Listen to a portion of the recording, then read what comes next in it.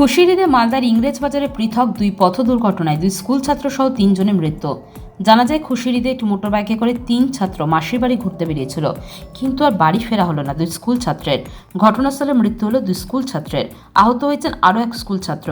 আহত চিকিৎসাধীন মালদা মেডিকেল কলেজের হাসপাতালে। মর্মান্তিক পথ দুর্ঘটনাটি ঘটেছে বৃহস্পতিবার বিকেলে মালদা জেলা ইংরেজবাজার থানার অন্তর্গত নিয়ামতপুরের কেষ্টনগর এলাকায়। পরিবার ও পুলিশ সূত্রে জানা গেছে, মৃতরা হলো সারফারাজ মুমিন বয়স 14 বছর এবং আলিম মুমিন বয়স 18 বছর ও আহত হয়েছেন আসলাম মুমিন বয়স 18 বছর। তারা প্রত্যেকে স্থানীয় রায়গ্রাম স্কুলে পড়াশোনা করত বলে জানা যায়। তাদের প্রত্যেকেরই বাড়ি মালদা জেলা ইংরেজবাজার থানার অন্তর্গত অমৃতি লালাপুর এলাকায়। স্থানীয় পরিবার সূত্রে আরও জানা যায়, একটি মোটরবাইকে করে 3 জন বাড়ি থেকে মিল্কির ভবানীপুর এলাকায় মাসির বাড়িতে ঘুরতে যাচ্ছিল। যাওয়ার পথে নিয়ামতপুরের কৃষ্ণনগর এলাকায় অপর দিক থেকে একটি বোলেরো গাড়ি তাদের সজোরে ধাক্কা মারে বলে অভিযোগ। ঘটনাস্থলে 2 জনের মৃত্যু হয়, আহত হয় আরও একজন। আহতকে উদ্ধার করে নিয়ে আসা হয় চিকিৎসার জন্য মালদা মেডিকেল কলেজ হাসপাতালে।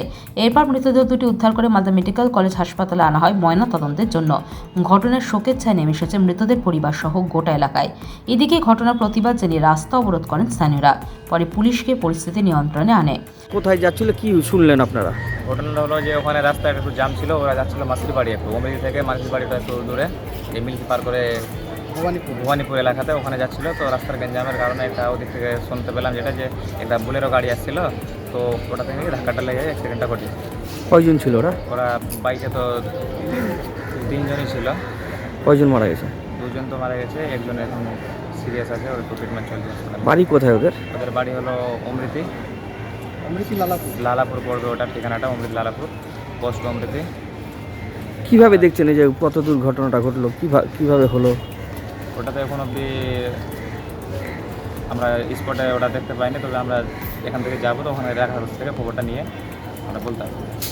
কিন্তু এইটুকু শুনলাম যে একটা বুলেরো আছে, ওখানে স্থানীয় লোক বলছে যে বুলেরো পিক আপের সাথে লেগেছে বলে এটা অ্যাক্সিডেন্টটা হয়।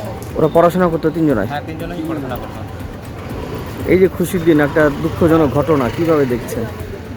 আপনি তো ওরা বুঝতে পারেন খুবই। অন্যদিকে দ্বিতীয় পথ দুর্ঘটনাটি ঘটে মালদা ইংরেজবাজার থানার পলিটেকনিক কলেজের সুলতাননগর রাউতপাড়া এলাকায়।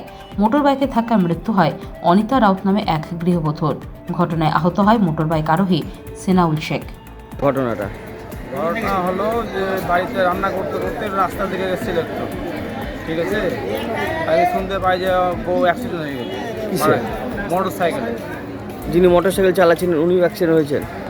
ওইও চোটে একটু ইনজুরি হয়েছে, হসপিটালে ভর্তি আছে, দেখিনি, অবশ্য শুনলাম যে আপনার স্ত্রী মারা গেছে? আমার স্ত্রী মারা গেছে। কোথায় হয়েছে ঘটনাটা? এটা পলিটেকনিক কলেজের পাশেই, সুলতানপুর আছে, মন্দিরটা আছে, মন্দিরের সামনে।